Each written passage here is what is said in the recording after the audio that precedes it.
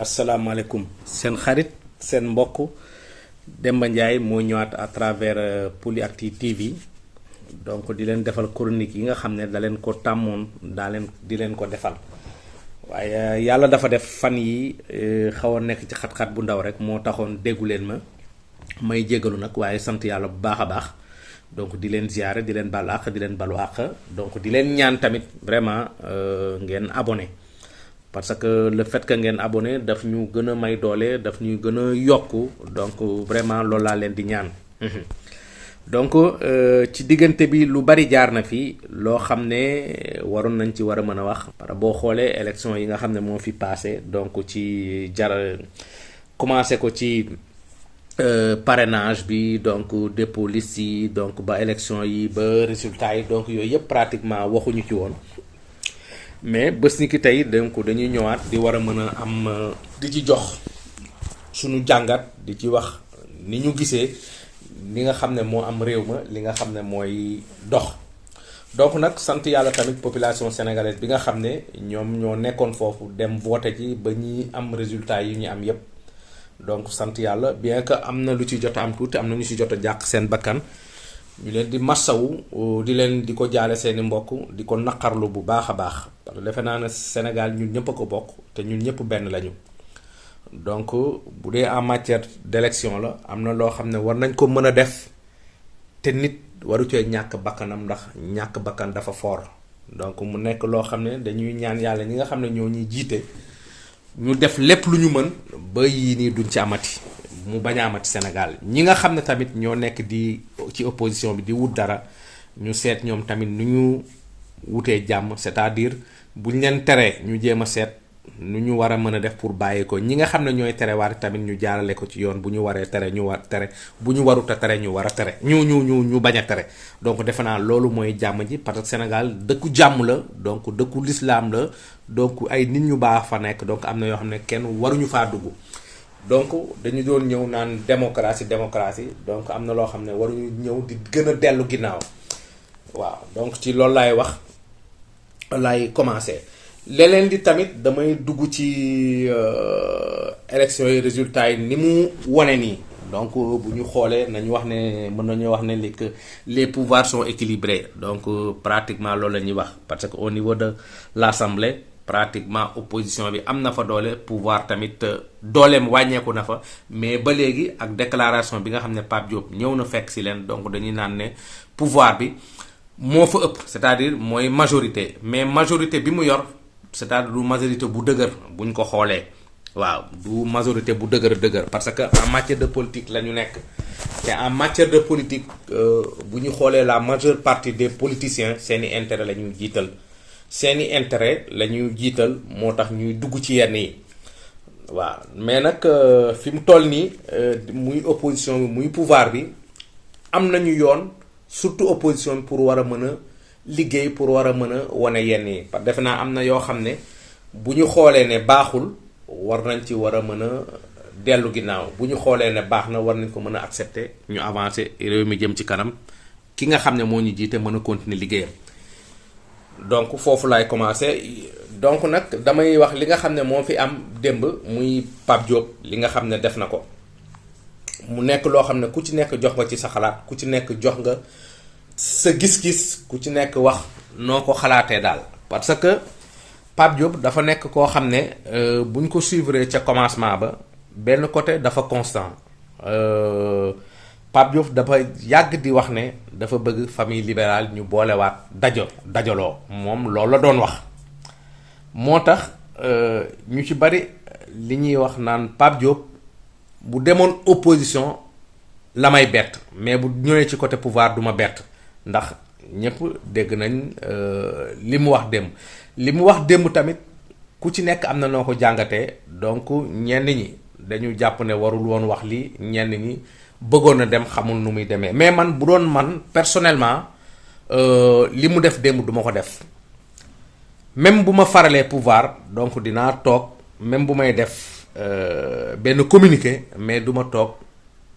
ci télévision toog ñu may filmer may wax lii ak lii parce que li mu wax noonu jàpp naa ne mënoon na ko waxee neneen man sama gis-gis laay mënoon na ko waxee neneen te teewul moom il est constant parce que boo xoolee nga jëm ci Alioune Sow ñi ko wër jëm ci Massaly ñooñu boo leen gisee nga xam ne soriwuñu le président de la république donc ñëpp xalaatoon na ne fa lay dem mais nag mënoon na ko waxee neneen pour man c'est plus logique c'est plus gentleman donc foofu laay waxee mais nag beneen côté tamit mën nañ ko nangul mooy ni mu waxee dina am ñoo xam ne mën nañ ko nangul donc démocratie lañ nekk ku nekk sa gis-gis mais tamit da ngay jàpp ne politique intérêt la intérêt moo ko lal te man li may wax mooy Pape Diop dem na ci pouvoir mais tamit il garde ses intérêts nañu waxante dëgg ay intérêt ñi ngi ci politicien boo gis Sénégal rek dafa lal intérêt mi ngi ci biir muy opposition muy pouvoir donc politique moo demee noonu waaw. fi nga xam ne nag fa laay dem mooy ci côté pouvoir bi laay njëkkee mooy li nga xam ne am na élection yi bi mu passé ba ci le jour même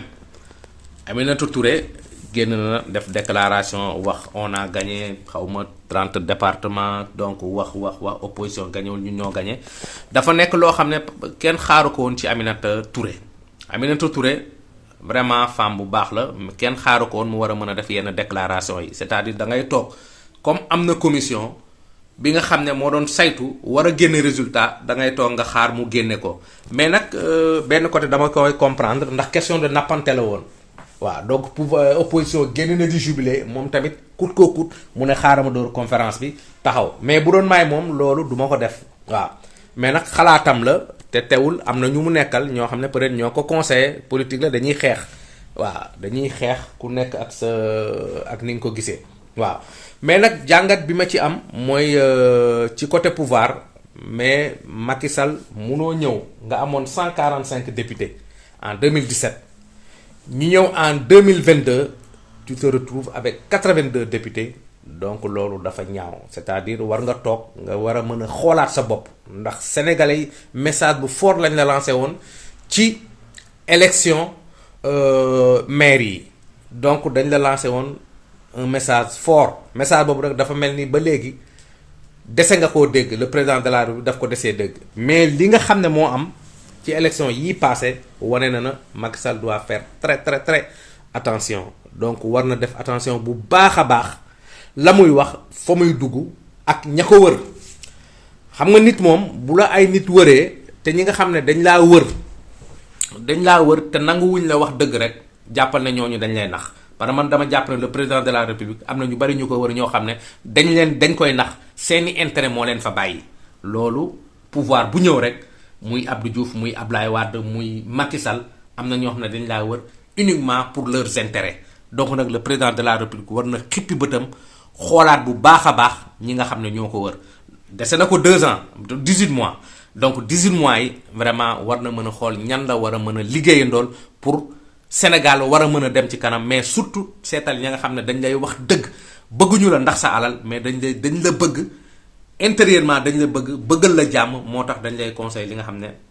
moom la sénégalais yi bëgg loolu la parce que bu fekkoon inauguration rek defe naa le président de la république am na lu bari lu mu def Sénégal loo xam ne kenn naatatlu ko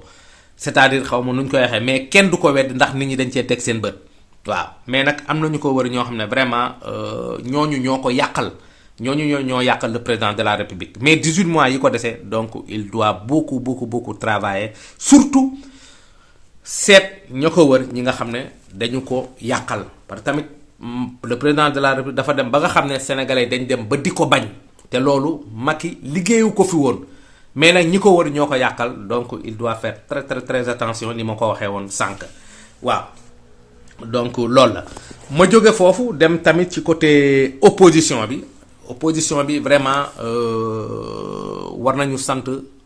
sénégalais yi parce que lii wane na ne sénégalais yi am na fu ñu leen teg surtout le président Ousmane Sonko laay wax parce que boo xoolee lii nii moo am lii am nii yëpp c'est le président ginnaaw yàlla c'est le président Ousmane Sonko dañu jàpp ne 82 députés yi moom moo ko indi parce que bu ñu jaaree ci PDS parti la boo xam ne parti bu deewoon la parti boo xam ne mosuñu woon xalaat sax ne war nañ mën a am 10 députés donc ba war a mën a ñëw ba am 24 ba am 22 24 25 ba 26 ba di naan ay 27 sax donc dañu war a sant yàlla sant ko le président Ousmane Sonko parce que loolu moo tax ñoom ñu mën a am lii parce que Ousmane Sonko dafa judduwaat dafa joxaat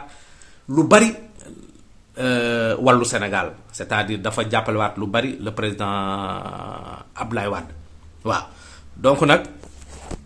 nekk na loo xam ne PDS moo ci profito damay jàpp ne élection yi PDS moo ci profito par rapport ak Ousmane Sonko par rapport ak Yewwi Askan Bi donc par rapport ak Khalifa Sall donc par rapport ak Barthélémy Dias damay jàpp ne PDS moo ci profito waaw donc nag li may wax mooy ñi nga xam ne mooy en tant que wàllu ñoom tamit vraiment bu la nit ki jàppale ba nga toll fi nga toll ñu doon naan dee nga ba nit ki jël la yëkkatiwaat la donc il faut que nga nekk c'est-à-dire constant nga nekk cohérent ci li ngay wax ci li ngay doxal parce que tamit en matière de politique lañ nekk de te en matière de politique la 95% li la nit ñi di wax du dëgg ils ne voient que leurs intérêts donc nag loolu nañ ci bàyyi xel bu baax a baax man li wax mooy wàllu fi nga xam ne fa nga dem ba ànd kaak Yewwi Askan Bi donc da nga war a constant foofu da nga war a seet li nga xam ne mooy tax coalition boobu gën a mën a jëm ci kanam côté boobu laay waxee. ñëwaan nag dellu si ci Ousmane Sonko donc dellu si ci Barthélémy Dias donc di leen féliciter bu baax a baax parce que vraiment def nañ liggéey boo xam ne liggéey bu am solo buy wane ne sénégalais yi bëgg nañ leen buy wane ne sénégalais yi am nañ yaakaar ci ñoom mais résultat yi bu mu tax ñu naagu. résultat yi bu mu tax tamit ñu dem assemblée di fa def loo xam ne naka su dul noonu parce que sénégalais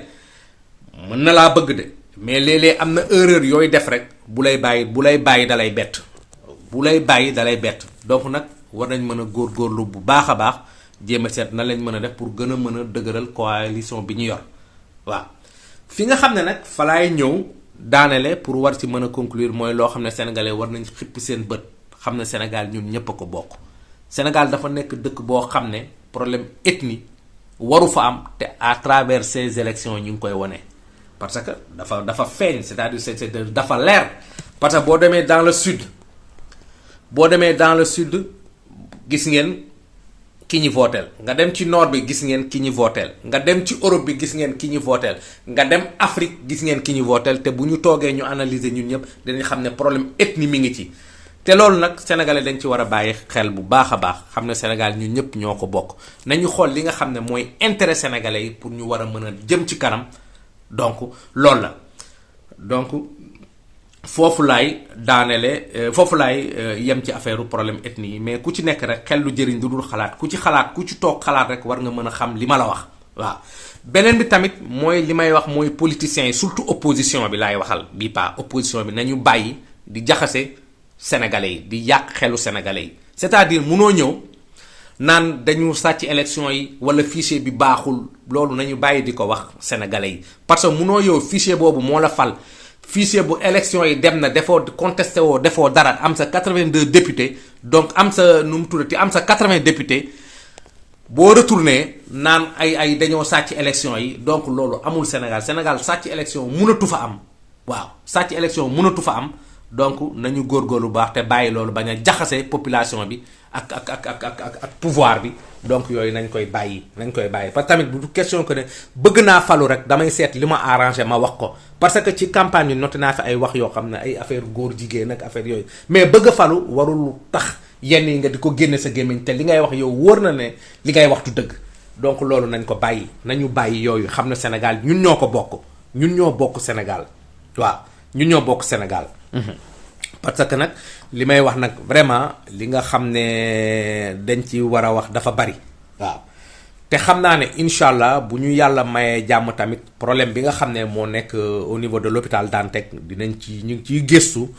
dinañ ci gën a waxaat tamit bu baax a baax seet foofu tamit vraiment li nga xam ne mi ngi dal ñi nga xam ne ñoo nekk Dantec di fa liggéeyee te war a génn foofu loolu état bi war na ci bàyyi xel te buñ ci amee information yu leer nañ dinañ ci waxaat. ok bëggoon naa chronique bi gën a yàgg gën a gudd mais xam naa incha allah bu yàlla defee jàmm bii di ñëwaat peut-être bu ñu yàlla mayee jàmm dinañ ko gën a développer gën ko guddal gën a wax tamit ci yeneen actualité yi nga xam ne mooy am Sénégal. donc nag maa ngi nuyu ñëpp ñi nga xam ne ñoo nekkoon ci à travers Polyactu di ñu déglu di leen ziare donc di leen baal àq di leen balu àq te di leen ñaan vraiment ngeen partager lii nga xam ne ñu ngi koy def te ngeen abonné donc da ngeen ñu gën a may doole comme ni ma ko waxee woon. donc maa ngi sant ñëpp di leen gërëm di leen ñaanal di leen jox rendez-vous ba semaine bii di ñëw incha allah donc seen xarit seen mbokk Demba Ndiaye moo nekkoon à travers Polyactu di wax ak yéen